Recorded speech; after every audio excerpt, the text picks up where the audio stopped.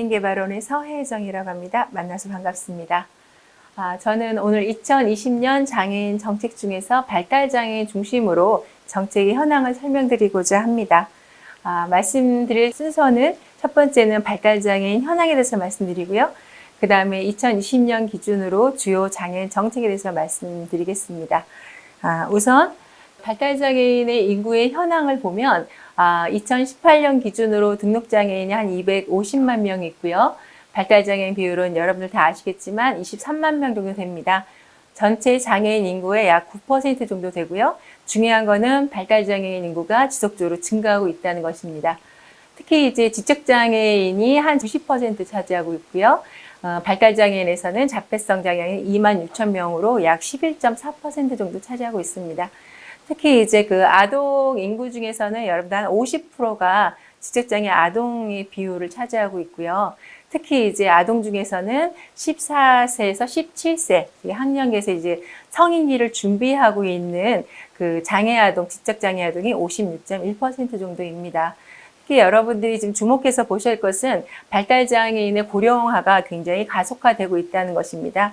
2019년 45세 이상의 발달장애인이 3만 4천 명이었었는데 2017년 기준으로는 한 6만 명으로 8년 동안에 1.6배나 증가하고 있습니다.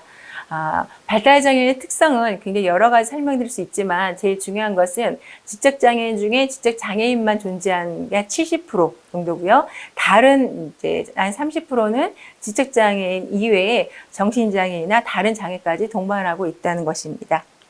네, 그러면 지금부터 2020년 주요 장애인 정책에 대해서 설명드리겠습니다.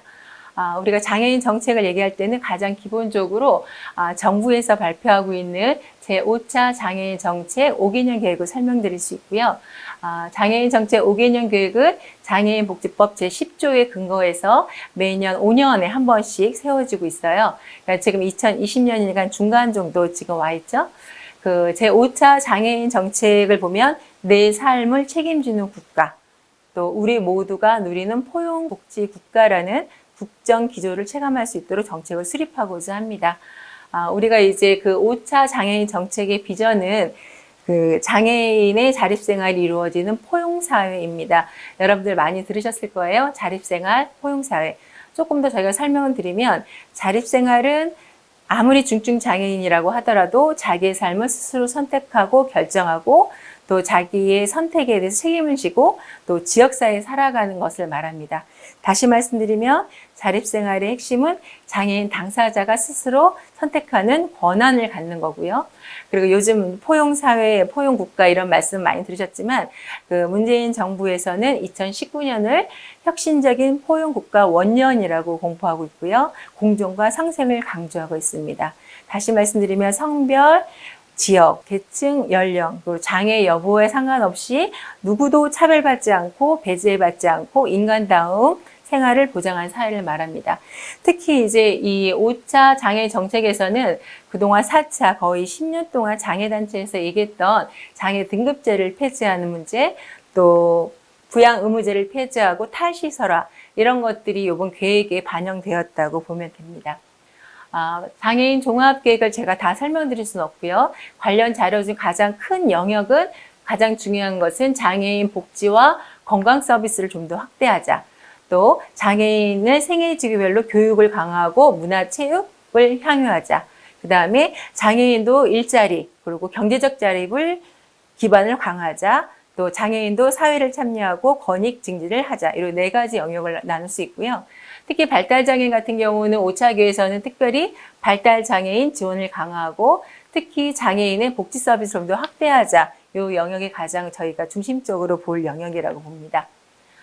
여러분들이 이제 장애인 복지 관련해서 가장 핵심적인 정책이 하나가 다 아시겠지만 활동 지원 서비스입니다.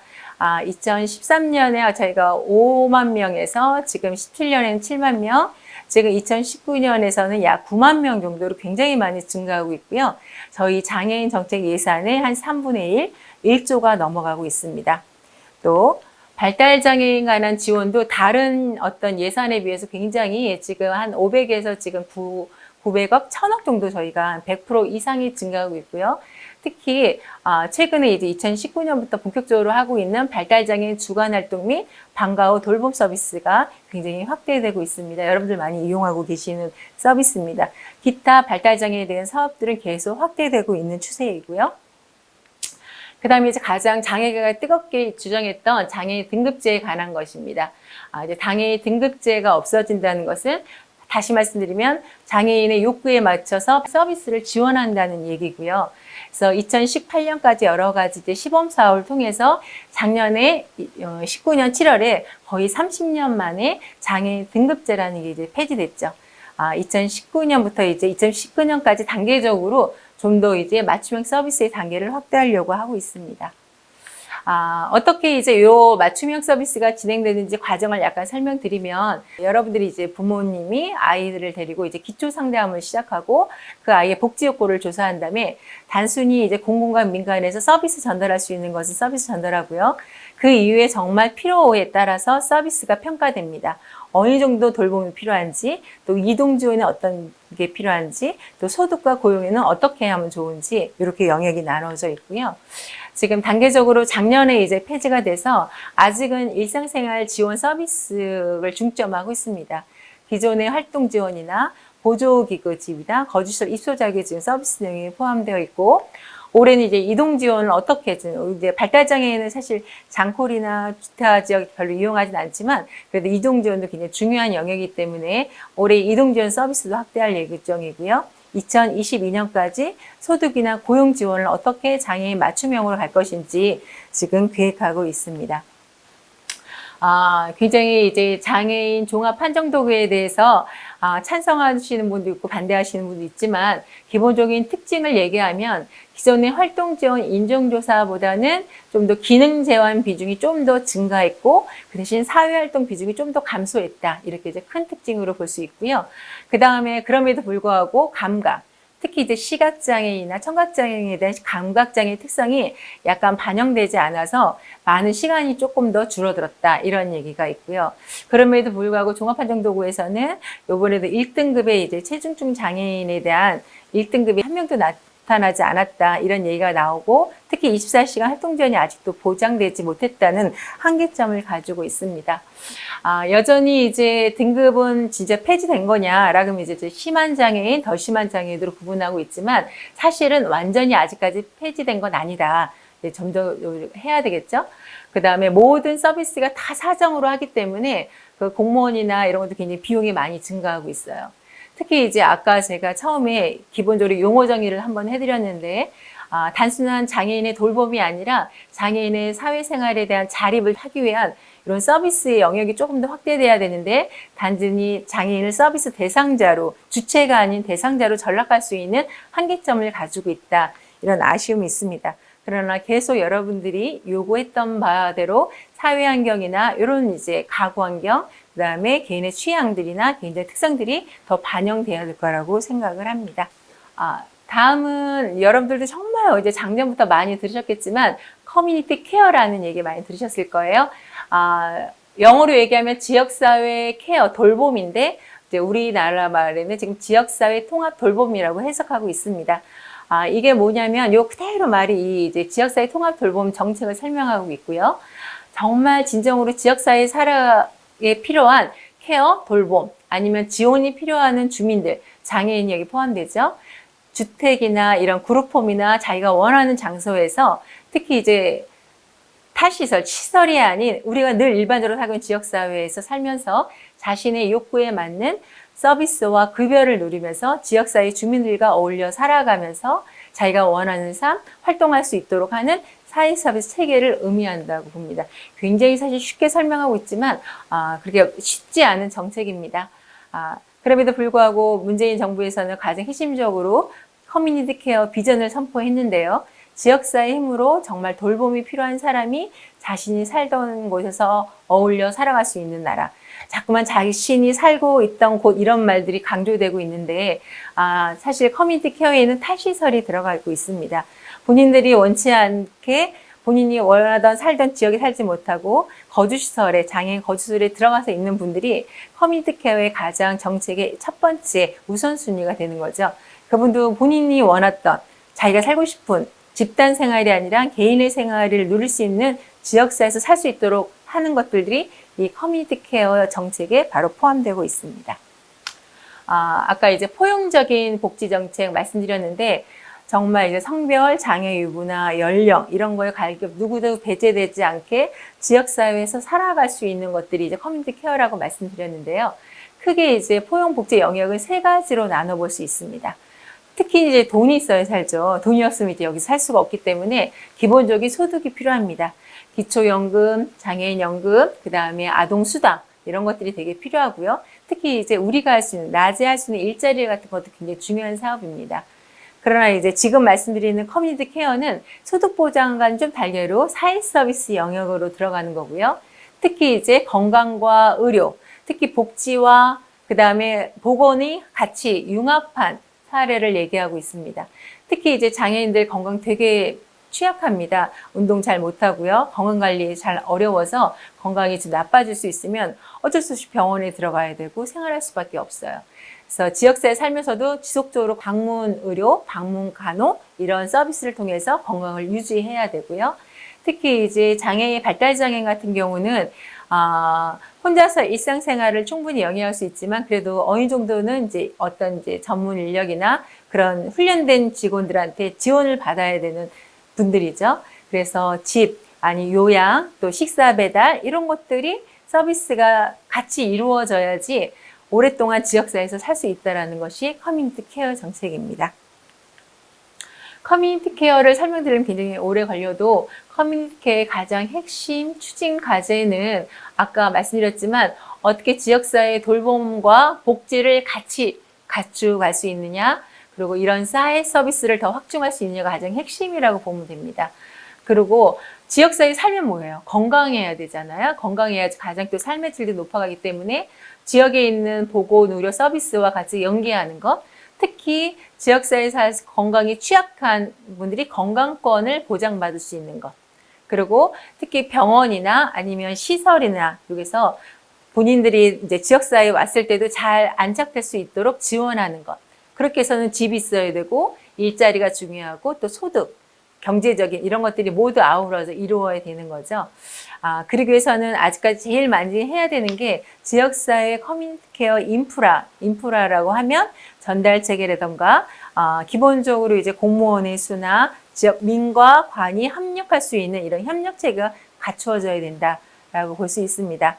그리고 이제 중앙정부에서 다 하는 게 아니라 커뮤니티 케어라는 건 지방정부를 얘기하고 있습니다. 그래서 이제 뭐 예를 들면 서울, 뭐 경기 이렇게 중앙정부는 큰 그림을 그린다고 하면 지방정부는 이제 커뮤니티 케어 주체로서 지자체가 지역의 특징에 맞는 또 지역사회에 살고 있는 장애인의 특성에 맞는 이런 서비스나 정책들을 이제 모색해야 된다라는 걸 얘기하고요. 그동안에 읍면동은 뭐 국립종을 발급하거나 이런 일을 했다 그러면 읍면동 동사무소가 굉장히 많이 중요한 역할을 하게 될 거예요. 그거를 이제 케어 통합창구라고 얘기하는데 이제 읍면동에 가장 저희가 접근하기가 편하잖아요. 지역에 가까운 곳에 읍면동 동사무소가 있기 때문에 주민지원센터가 그런 창구를 통해서 그쪽에 한번 가면 내가 필요한 서비스를 다 안내해주고 또 어디 가면 이런 서비스를 받을지 연계해주고 이런 기능을 강화하겠다라는 뜻이지 커뮤니티 케어의 가장 핵심 과제이면서 기본적으로 틀이라고 보면 됩니다. 이제 이거 앞에 말씀드리는 거는 커뮤니티 케어는 노인, 정신질환자, 그 다음에 장애인 분야를 모두 아우르고 사실 이런 취약계층뿐만 아니라 모든 사람들이 다 주민들이 이용할 수 있는 거예요. 근데 아직은 이제 선도 사업으로 모든 지자체가 하기는 어려우니까 노인 쪽, 장애인 쪽, 정신질환 쪽 세 개의 이제 대상을 우선적으로 선도 사업을 하고 있는데요. 장애인 분야는 어떤 식으로 구성되어 있는가라고 하면 일단 크게는 아까 말씀드렸지만 장애인 거주시설이 전국에 한 1,500개 있습니다. 우리가 흔히 얘기하는 30인 이상의 거주시설이 전국에 한 650개가 있는데 이 거주시설에 살고 있는 장애인분들이 이제 지역에 나와서 살 수 있게끔 도와주는 거 하나 있고요.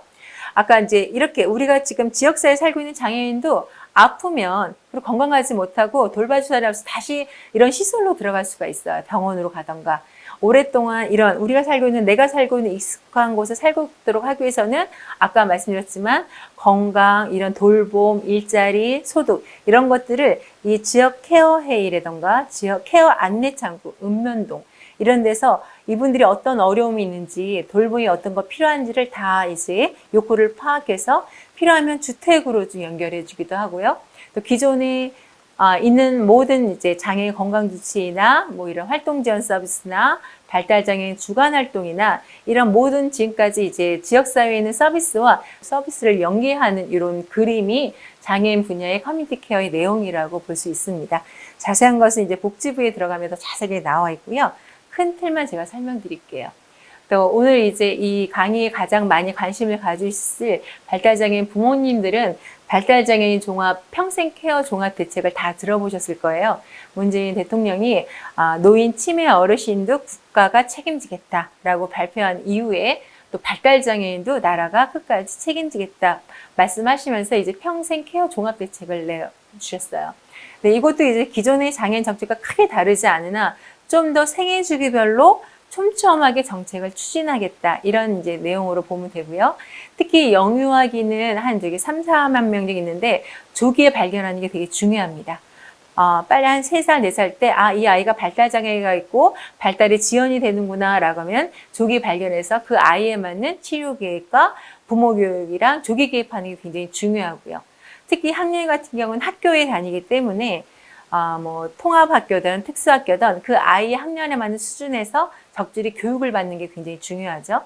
그 다음에 이제 청년장애는 이제 고등학교를 졸업한 다음에 지역사회에 나오면 성인이기 때문에 일자리를 하면서 지역사회에 어떤 식으로도 주인으로 참여할 수 있는 방법을 하시고, 중노년기는 사실 발달장애뿐만 아니라 모든 중장년들이 다 고민하는 부분들이죠. 지역사회에 건강하고 또 오랫동안 소득이 좀 중장년 되면서 이제 부모님들도 발달장애인들이 한 30살, 40살 되면서 부모님들이 50, 60, 70 은퇴 시기를 맞이합니다. 그러니까 부모들도 이제 소득 보장도 굉장히 좀 중요한 시기고 또 자녀도 이제 점점 나이가 먹어가는 이런 시기이기 때문에 또 이 중노년기를 준비해야 되는 시기가 옵니다. 그래서 그 전에 이제 정책들이 약간 뭉뚱그려져 있다 그랬으면 좀 더 생애 주기별로 그다음에 전 주기에서 정말 필요한 정책을 빠짐없이 챙기고자 하는 게 종합 대책입니다. 이 종합 대책에 맞게 매년 얼마 먹고 이 정책이 실행되고 있는지를 지금 체크하고 있고요. 단계적으로 공무원과 또 이제 저희 이제 개발의 연구원들이 제대로 이제 되고 있는지 매일 평가하고 있습니다. 네. 특히 이제 요즘 발달장애인의 핫 이슈이긴 하고, 이제 그전에는 다 지자체가 발달장애인에 대한 서비스를 주로 했다 그러면, 주간 활동 서비스가 새로 생겼죠. 많은 부모들이 굉장히 만족도도 높고, 굉장히 이제 이걸 확대할 예정입니다. 기존에는 이런 시설 중심으로 주간보호시설이 이제 12,000명 정도가 이용하고 있는데, 전국에 한 700개 정도에서 여러분들이 이용하고 있어요. 네, 그러나 이제 중앙정부에서 중앙 활동 서비스를 이제 만들면서 특히 이런 어떤 기관에 가서 개인별 지원하기가 쉽지 않았지만 이제는 개인이 원하는 서비스 활동들을 할 수 있게끔 참여형, 창의형 뭐 이런 식으로 뭐 외부 활동을 좀 더 강화하면서 중간 활동 서비스가 새로 생겼다는 게 가장 특색입니다. 2019년에는 2,500명을 저희 목표 다 채웠고요. 이제 단기적으로는 2022년까지 17,000명 확대를 예정하고 있습니다. 굉장히 많은 인력입니다. 그러나 아직까지도 이 이용은 기본형이 88시간, 단축형이 44시간, 그쵸, 한 달에. 그리고 확장형이 이제 120시간이라서 시간이 많이 부족한 건 사실입니다. 또 여러분들도 얘기하지만 요거 활동 서비스를 이용하면 활동 보조 시간이 또 삭감되는 문제도 있고요. 또 다른 서비스, 예를 들면 하루 종일 좀 보호 작업장을 가면 또 주간 활동 서비스를 이용 못하는 약간 그 지원할 수 있는 그런 대상들이 좀 더 제한이 됐다는 한계점이 있습니다. 그럼에도 불구하고 주간 활동 서비스가 가장 발달장애인들이 의미 있는 낮 활동 시간에 할 수 있는 가장 중요한 서비스로 지금 계속 확대되고 있을 예정입니다. 이제 마지막 3번째인데요. 그 장애인 정책들을 가장 중요한 5차 종합계획이랑 그 다음에 등급제에 대한 얘기를 좀 말씀드렸고요. 그 다음에는 그 커뮤니티 케어 안에서의 발달장애인의 평생 케어 정책들을 말씀드렸습니다. 그것들이 잘 추진되면 되게 좋겠지만 사실 조금 더 애로사항이 있습니다. 가장 핵심으로 이제 장애인에 대한 특히 발달장애인의 정책이 어떻게 가야 될 것이라고 한마디로 말씀드리면 장애인에 대한 사실 지역사회에 살 수 있는 재가 서비스가 그래도 더 확대돼야 된다라고 말씀드릴 수 있고요. 요 말씀드린 거는 사실 저희가 지역사회 보면 복지관도 있고 그 다음에 아까 말씀드린 보호시설, 장애인 주간보호시설도 있고 또 보호작업장 500개 정도의 직업재활시설도 있어요. 그리고 아까 활동지원 서비스도 저희가 한 8만 명, 9만 명 정도 이용하고 있고 뭐 IL 센터 있고 지금 계속 증가하고 있는 장애인 평생교육센터, 발달장애인들이 주로 이용하고 있는 성인들이 이용할 수 있는 평생교육센터들이 계속 증가하고 있죠. 금방 말씀드렸던 주간 활동 서비스도 굉장히 확대되고 있습니다. 이렇게 굉장히 많은 것 같은데 사실 보면 그 학령기에는 한 20%, 30% 아동을 빼면 요거 아주 단순하게 계산해 보면 복지관에 이용하고 있는 분들이 한 기간당 한 200명 정도 예를 들면 그리고 주간보호는 12,000명 직업재활이 한 15,000명 정도, 또 평생교육센터 주간활동 이용하면 한 6만 명, 7만 명이 이 서비스를 이용하고 있어요. 그러면 전체 발달장애인 성인 대상으로 하면 아직도 한 30, 40%가 실제로 아무것도 이용하지 못한다는 얘기가 나오는 거죠.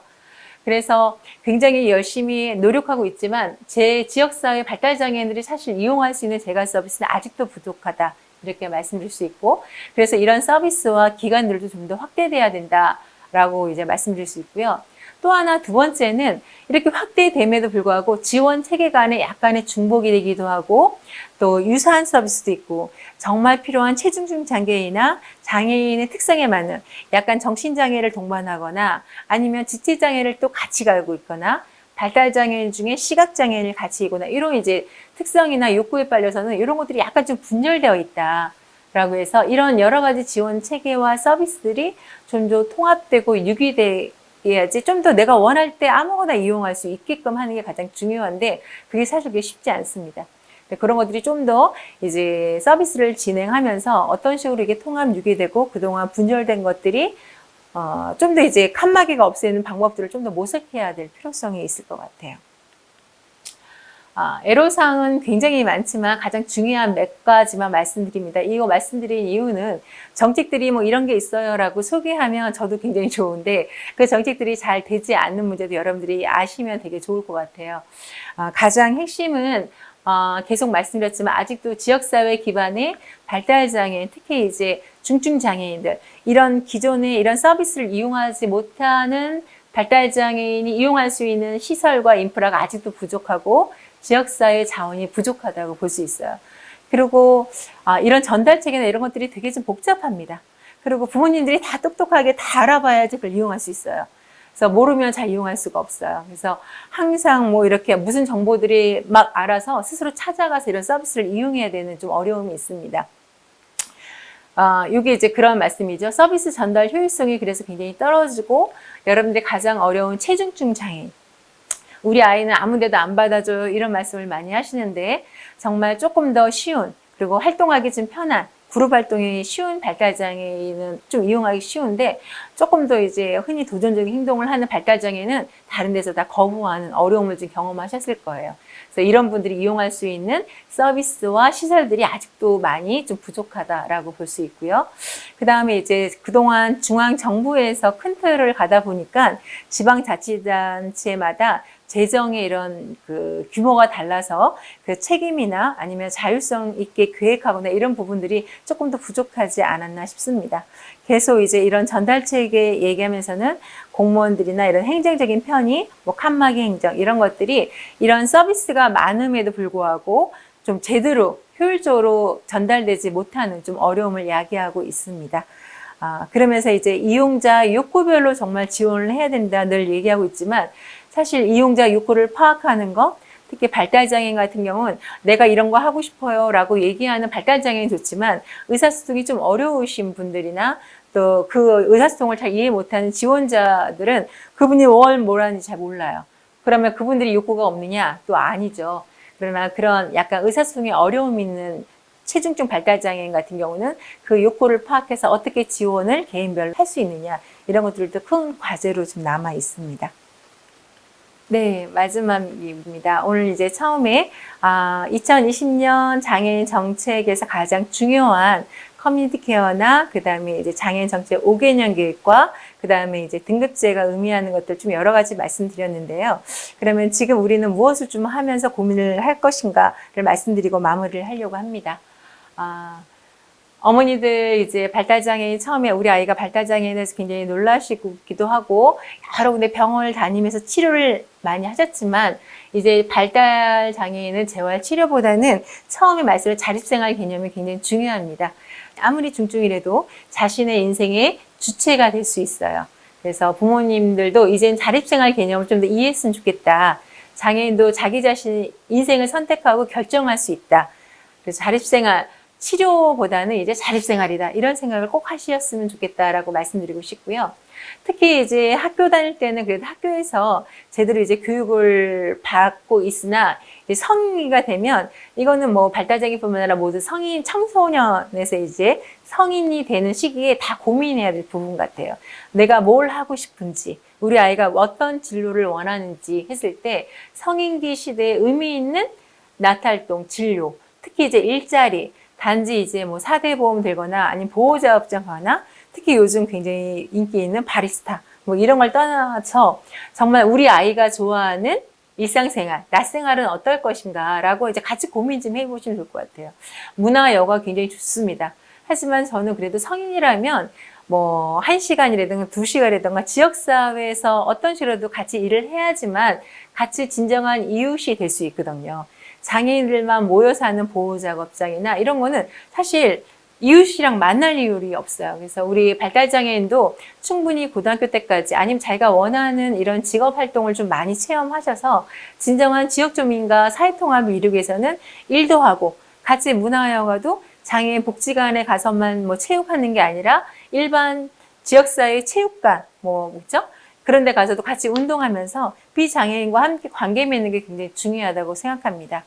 또 성인이기 때문에 뭐 남자, 여자, 이성교제, 건강한 이성교제 굉장히 중요하고요. 또 우리 자녀의 자녀들의 결혼 준비 같은 것들도 굉장히 저희가 좀 고민해야 될 과제입니다. 또 발달장애인은 어떤 폭력이 굉장히 노출된 가능성이기 때문에 삶 전반적으로 권위공호를 어떻게 실천할 것인가 굉장히 중요한 과제입니다. 특히 이제 아까 처음에도 제가 발달장애인 인구 특성상 말씀드렸지만 점점 이제 모든 인구가 굉장히 고령화가 심각한 문제인데 특히 이제 발달장애인의 지금 평균 수명이 굉장히 길어지고 있고 작년 2017년에 지금 한 33살, 34살 정도가 되는데 점점점 나이가 많이 중고령이 돼가요. 그러면 이제 발달장애 내 자녀가 이제 30살, 40대 되면 조기 노화가 옵니다. 우리 아이 발달장애인의 중고령 발달장애 때 어떻게 할 것인가 노후된 게 중요하고요. 또 그때 부모님 나이 때도 은퇴 준비를 해야 될 나이입니다. 그래서 중고령 발달장애인의 주거나 신탁, 또 건강 문제, 또 향후 어떻게 이제 어떤 경제적인 이런 문제들도 미래 계획 같은 것 좀 준비하셨으면 좋겠습니다. 제가 준비한 거는 여기까지입니다. 감사합니다.